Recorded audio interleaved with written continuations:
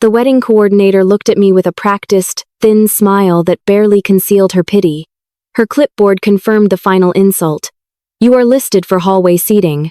I followed her polished fingernail as it tapped the paper. My name, Alara Hayes, was written in pen next to service entrance B, next to the trash cans. The hallway smelled like an expensive funeral, a cloying mix of lilies and industrial bleach. Through the grand oak doors, I could hear the string quartet playing. I could see the chandeliers dripping crystal, illuminating tables where people laughed, their voices muffled. I was wearing a simple wine-colored dress, the only decent thing I owned that they had not, in fact, paid for. The golden child, my sister Chloe, found me standing there. She was a vision in a $300,000 dress, a dress I now knew was purchased with stolen money. My money. She glided toward me, her smile tight and victorious. She stopped just outside the ballroom, a queen surveying her territory. "Guess you don't count." Her words were soft, a perfect little arrow dipped in poison. I felt the familiar sting, the tightening in my chest. But this time, something new followed it. Not tears, not shame. Nothing. My mother, Diana, drifted over, her pearls glowing. She looked flustered, her eyes darting toward the other guests, specifically the groom's family. "Just stay quiet, Alara," she whispered it, a frantic command. "The Vances are here. Please, do not embarrass us. Embarrass us." I looked at them. My mother, Diana. My father, Mark. My sister, Chloe. The unholy trinity that had built their lives on my silence. They believed I was a failed admin assistant, the family's broke, quiet, perpetually struggling scapegoat, the one who was bad with money and lacked ambition. It was a narrative they had crafted with meticulous care, and one I had, for a long time, allowed them to believe. They had no idea that the failed admin assistant was the shadow founder and CEO of E.H. Logistics, the multi-million-dollar tech firm that had paid for this entire grotesque circus, the mansion they lived in, the luxury cars they drove, the allowance they so generously gave Chloe. It was all mine. And they were seating me here. They were seating me here because I was an embarrassment in front of Chloe's wealthy new groom, Liam Vance, and his formidable mother, Matilda. My presence, my failure, was a smudge on their perfect portrait of success. The pain in my chest, the shock, it didn't just fade. It crystallized. It turned into something hard and cold. My hands, which had been trembling, went perfectly still. My heart, which had been hammering, slowed to a steady, methodical beat. An ice-cold clarity settled over me. This was the end. I was holding a small, silver-wrapped gift. Chloe's eyes fell to it, and she laughed.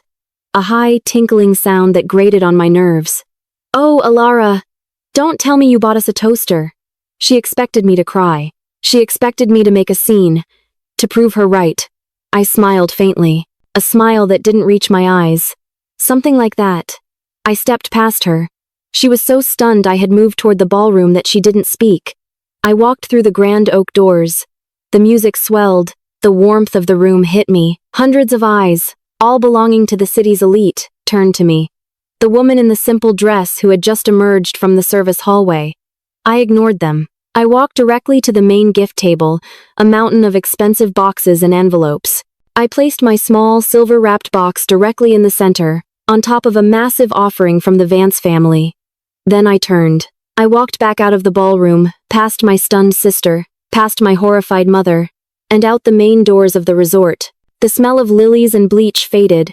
The cold, clean night air filled my lungs.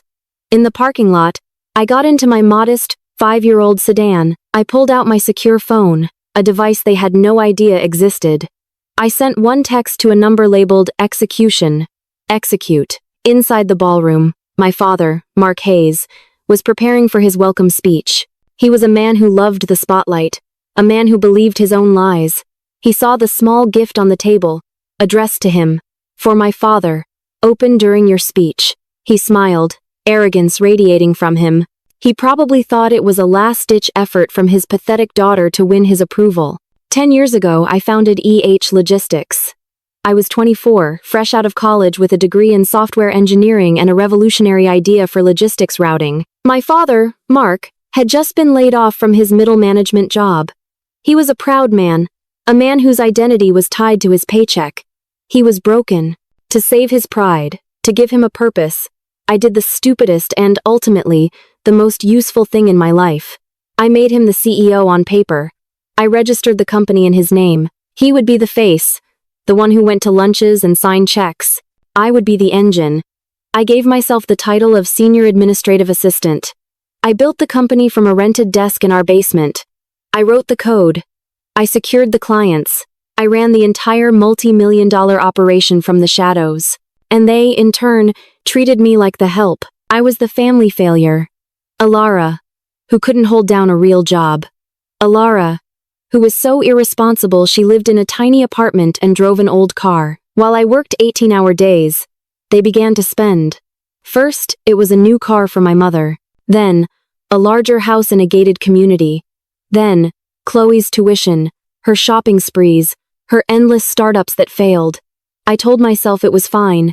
The company was making more than they could spend. I was a fool.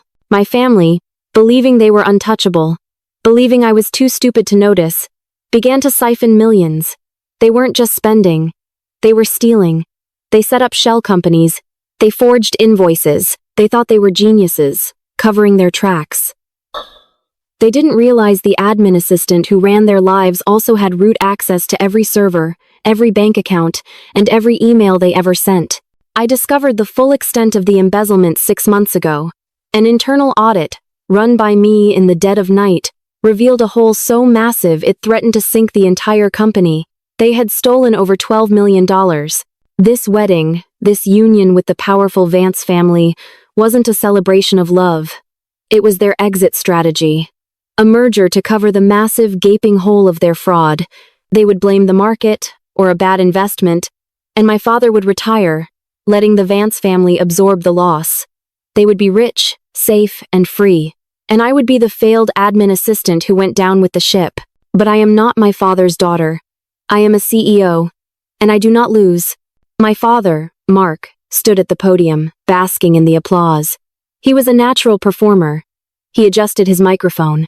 He smiled at his beautiful daughter, Chloe. He smiled at his new, wealthy in-laws. Then he picked up the small silver gift. He chuckled into the microphone.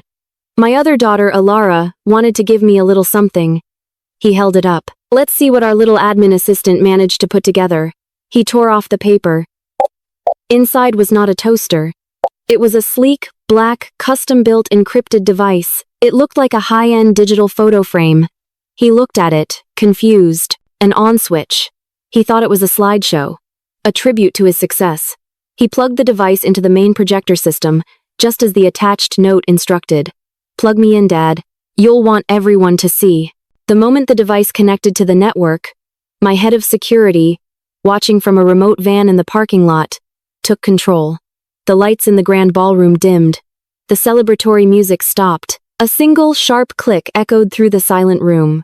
The giant projector screens on either side of the stage, meant to show a romantic slideshow of Chloe and Liam, flickered to life. But they did not show family photos. They showed E.H. Logistics bank statements. A collective gasp filled the room. The first slide was a simple itemized list. Wedding catering. $250,000.